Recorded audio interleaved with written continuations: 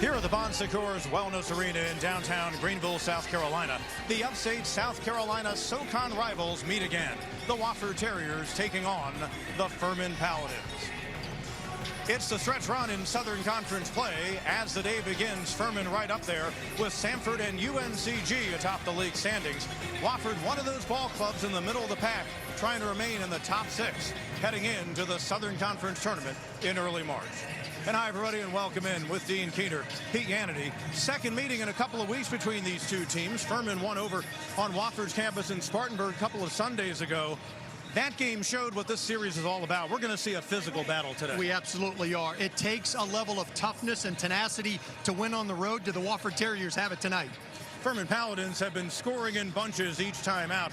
They're having their best offensive season as far as points per game goes in over 30 years for the Paladin team. Yeah, this Furman Paladin team averaging over 82 points a game, and it's done by multiple players, right? It's led by the point guard J.P. Pegues, but you've got Mike Bothwell on one wing, Marcus Foster on another, and then the big guy inside, Jason Slauson.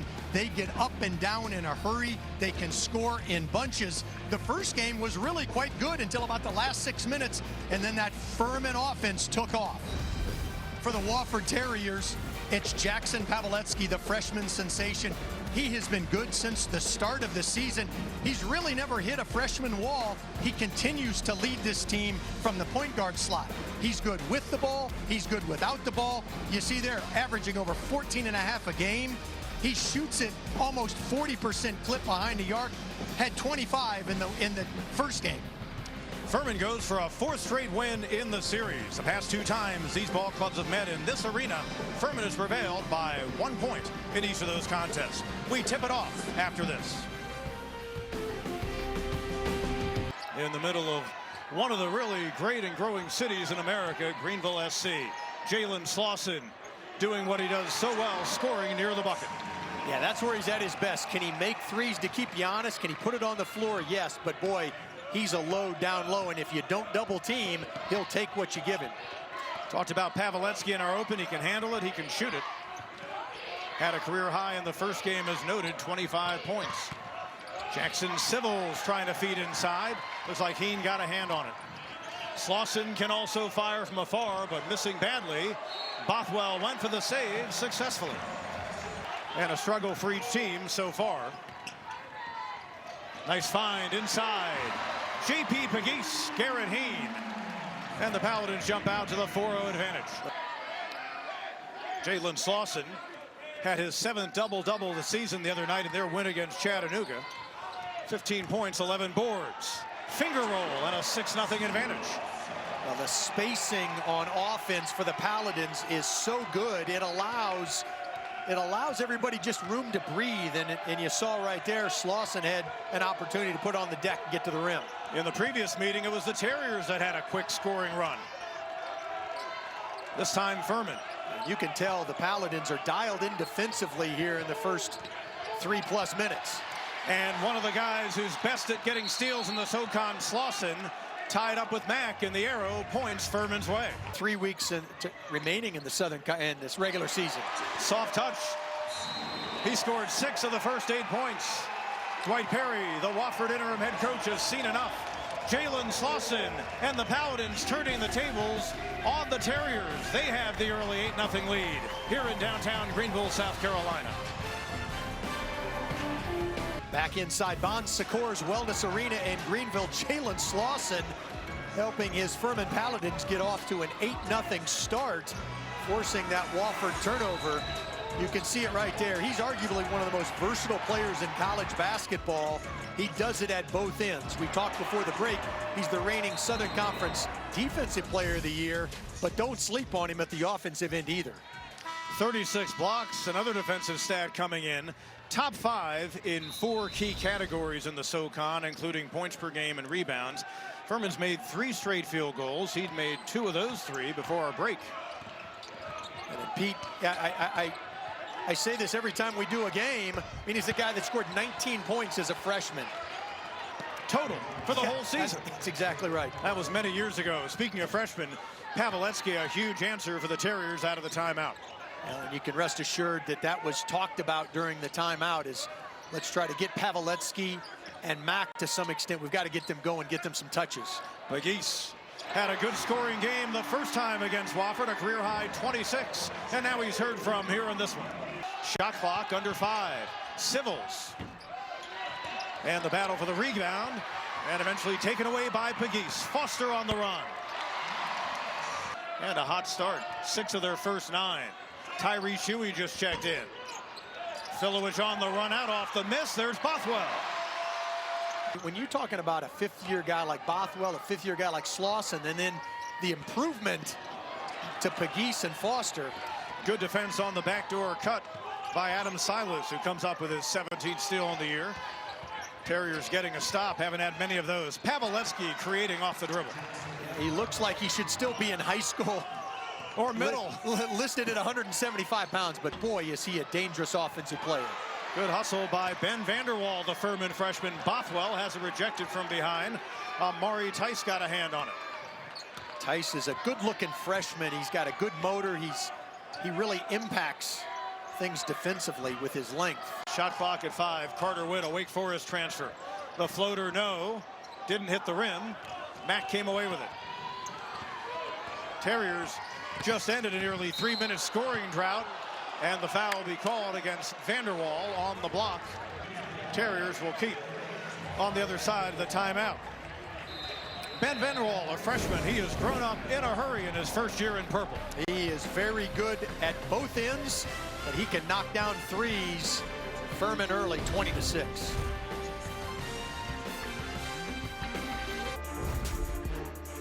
Furman has picked up the pace this season when they have the ball. We've seen it so far tonight. Well, there's a reason they lead the Southern Conference in scoring and field goal percentage. Right, 3 dribbles right there by J.P. McGeese. He finds Garrett Heen, and then off the miss, there's 1, there's 2. There's an extra bounce by Foster. That's the easiest way. You transport the ball, and then Bothwell does it there. There's a nice pace and patience as the Paladins always probe. Bob Ritchie brought on a new assistant this year. He credits Chad Warner for enhancing their pace. It's something the Furman head coach was looking for coming into this season. Yes, the Georgia native, formerly the head coach at Flagler College down in St. Augustine, Florida Division II. Very successful. And yes, Chad Warner has come in and just continued to elevate the pace at which Bob Ritchie's group plays at, but under control, limiting turnovers. That last basket by Corey Tripp, got to be good for his confidence. He's not played real well the last couple. Dangerous guy when he gets the ball near the basket, and Slauson off to a good start after a 17-point effort in the first meeting. He can get it off really quickly if he can catch and shoot. High percentage behind the arc. He's missed 2 thus far. Chase Martin, a freshman, defending the 5th-year senior Slauson. Here's the other freshman for Furman, making an impact, Ben Vanderwall. Another 3 for him. He's got good size, and at 6'7", if he can get that ball above his shoulders, most guys in this league that are going to guard him are going to be a little shorter. Lead grows to 17. Martin off the pump fake. Dangerous territory with a good shot blocker defending him, but Jones able to get right around Heen. Each of these teams have spent a good portion of the season figuring out their 9 or 10-man rotations for different reasons. Bob Ritchie simply saying it took them into early January to do that. They knew what they had in their veterans in terms of the 2 5-year guys, Slauson and Bothwell, but others was that player right there. Foster going to take another step and earn more minutes. Yeah, as they lost Alex Hunter, who had over 120 career starts at the point guard slot, and Conley Garrison, who was an underrated defender. Yes, some guys have had to step into new roles, and now they've accepted them. They've gotten good at them, and yeah, there's real chemistry on this Paladin team. But for Wofford, they've got to get some stops, and then offensively, I was just going to say, they got to get B.J. Mack going. 31% beyond the arc, and we hear from the big man, the transfer from South Florida, who in the past couple of weeks has reached both 1,000 points in his college career and 1,000 points at Wofford. Had to sit out his first year there. Backdoor find. Furman does it so well. Huey to McGeese. Dangerous all over the court. With the Wake Forest transfer. Williams pump fake. How about Alex Williams? He's really grown this season as a scorer in his second year. And how good has he been during Southern Conference play here since the calendar turned 2023? Boy, has he been solid, confident behind the arc. B.J. Mack has a size advantage on Pegues, takes advantage of it, went up and under the help. Foster. It came too late, and the nifty footwork by Mack. Help's got to come, or it's going to be advantage Furman. And Martin able to come away with a steal. 10th of the season for the freshman. Tice on the other end. Nice job right there by Chase Martin. Bothwell thought about it from the elbow.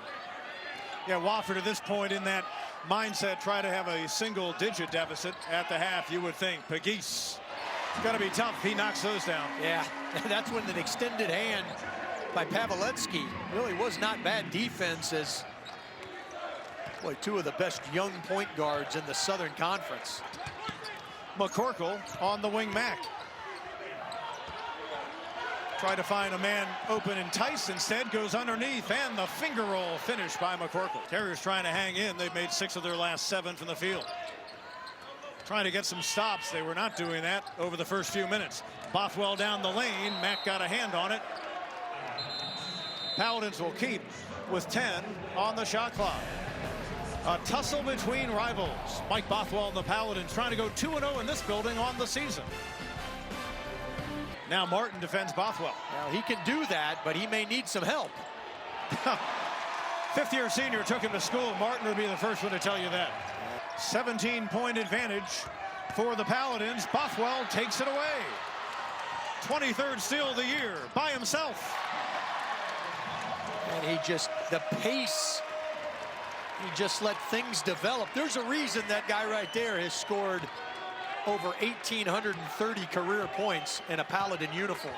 Furman Paladins trying to make it 6 straight wins. Previous loss came on their home court against UNCG back in the middle of January, a ball game they led by 13 in the second half.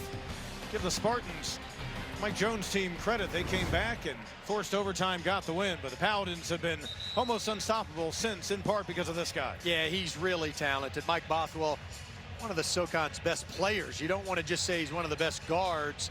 Look at the pace right there. Just lets things kind of develop. It's interesting. I mean, he's always been known as a scorer, but he's distributing more than ever. Yet his scoring and his field goal percentage at an all-time high this season. As halftime winds down here in Greenville, South Carolina, fans treated to the feats of the amazing sleigh deck at the half. Yes, those are chairs. Wow. As impressive as the Furman Paladins were over the first 20 minutes, the 7 or so minutes that he was out there entertaining the folks. Amazing stuff as we saw with Dean Keener. Pete Hannity back with you. A Furman team seemingly unstoppable in the opening half of play and doing what they do, playing quick offensively, shooting better than 50% from the field in the opening 20 minutes. Yeah, lots of A's on that midterm if you're Bob Ritchie, although I'm sure he found some things to talk about and try to clean up, but they played with great purpose at both ends. They were dialed in from the start. You and I have talked about it a lot. With Furman, you know about Mike Bothwell, you know about Jalen Slauson. They've got a third wheel to their act, if you will, but starts you out with their big inside. Well, he started off right there. First possession, Slauson, and he was dialed in, and then he put it on the floor, which he's really added to his game this year. But to your point, right, number 1, J.P. Pegues, boy, has he been really, really good in Southern Conference play. He's kind of what leads this Paladin offense. 5 assists, no turnovers in a ton of minutes, over 16 minutes. And then Bothwell, he was just active. I mean, he's a guy who had 20 points in the first game, but only took 7 shots. He just finds ways to impact winning, whether it's offense or defense. You're exactly right, Pete. This 3-headed monster, we haven't even talked about Marcus Foster. This Furman Paladin clicking on all cylinders. Paladins are 17-1 this season when they lead at the half. Wofford has won twice when trailing at the half this year in 10 previous games. Corey Tripp, Terriers get the ball first. A couple of Ohioans underneath as he went against Bothwell. And there's a guy from Charlotte, North Carolina, hoping he can reign here in the second half. Paveletzky way outside. Another three for the freshman from Kimberly, Wisconsin. And I'll tell you what, Jackson Sybil's will not get credit. That was an outstanding screen to free the freshman behind the arc. Knew that was Paladin ball. He had a flurry of points early, had 8 as it turns out in the opening half. And he gets it a rattle home from distance that time. The guys that log significant minutes, they've got to make a difference. They've got to make their teammates better. Slauson does just that. Kick in the corner to Paveletzky. Not a bad idea. Jones battling. Mack comes away with it. Terriers had gotten within 9. Furman on a 5-0 run. Slauson defending Mack. Spin move. Nice finish. Terrific. We saw it in the first half. Mack's footwork. Furman's ball coming out of the timeout, looking to build on this lead. They were up by 18 at the break. Against a 1-3-1. First time we've seen that. Took him a moment to try to get it for Pegues to kind of figure out what was right. Well, he certainly did. Go to the corners on a 1-3-1, and Alex Williams makes him pay. Tough to defend that, regardless of the defense. Tripp works inside on Foster. Look to give it away, now he'll force it.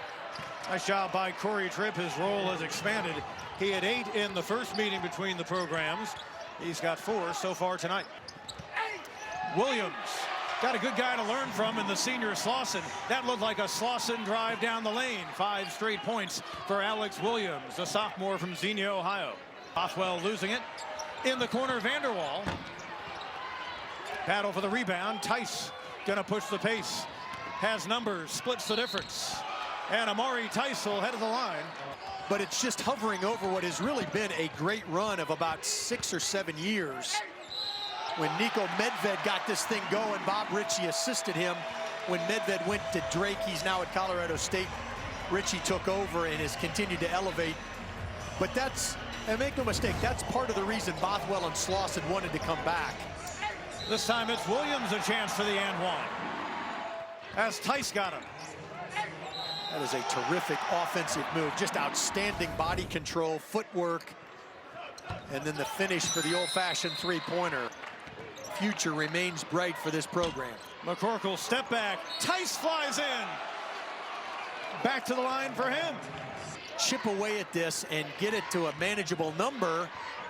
And Tice no. Filowich usually doesn't miss in close. Leads the SoCon in field goal percentage. At 66%. I would say everything around the rim, but you're right, the Southern Illinois transfer doesn't miss much in close. Look at the mismatch. Paveletzky, help comes. Williams gets the tip. And nobody put a body on Williams. That's simply too easy, particularly when you're trying to mount a comeback. Leads Furman with 13 points. Wofford was down by nearly 20 at the break. They're trying to hang around against their arch rival in the SoCon, the Furman Paladins. Paladins a 15-point advantage here in downtown Greenville, South Carolina. Guards the Bothwells and other premier perimeter players in the league. Silas almost took it away from Foster, who makes him pay. Foster has 8. Paveletzky drives on Pegues, and there is the guy who is right up there with Jake Stevens among the best shot blockers, not only in this conference, but in mid-major basketball. Slauson has something to say about it. Look, most good shot blockers don't block the player's shot that they're guarding. They come from the help side, much like Slauson does right there. He's not guarding Paveletzky, but he comes from the help side, swats it away. Tice from outside. Jones battling with Foster inside. Marcus Foster comes away with it. Marcus Foster, a great example of the patience Bob Ritchie has in his program. And Slauson, another example on the other end. And a couple of guys who've grown here at Furman. They all grow. Their player development is fantastic. It's a broken record, though. You absolutely have to get back on this Paladin offense. When you've got guards and bigs like Slauson that can run, boy, it is very, very dangerous. First the block, and then in transition, Slauson knows how to finish it. Furman back in control by 19.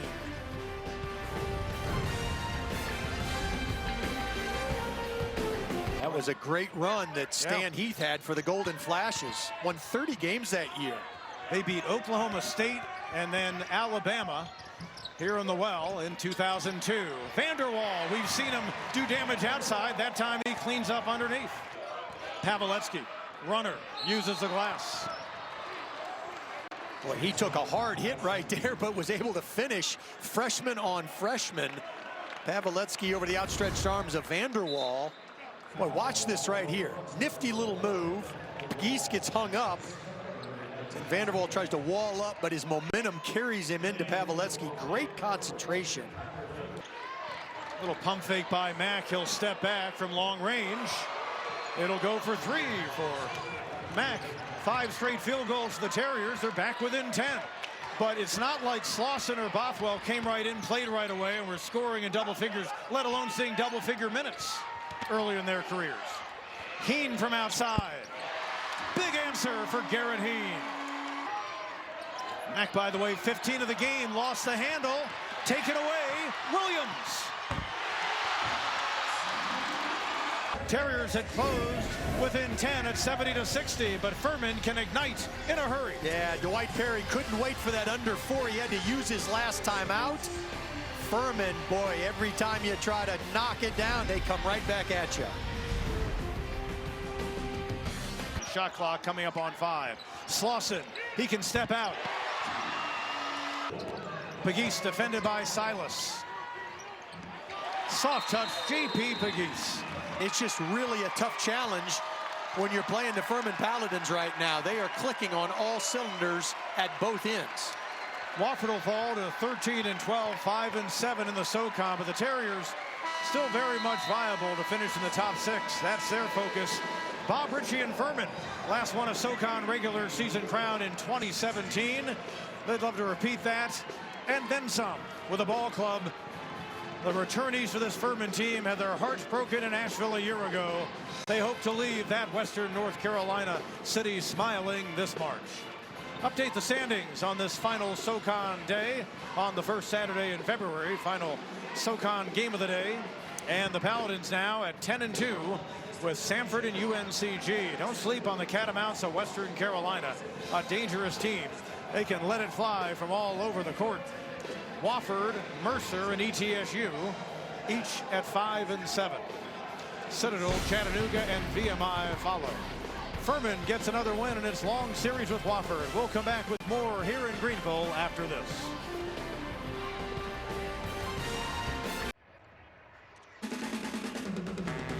Coming up next, our college basketball marathon continues with back-to-back Mountain West clashes as the Aggies take on Colorado State, followed by the Wyoming Cowboys traveling to San Jose State at 10 Eastern. Catch all the action here on CBS Sports Network.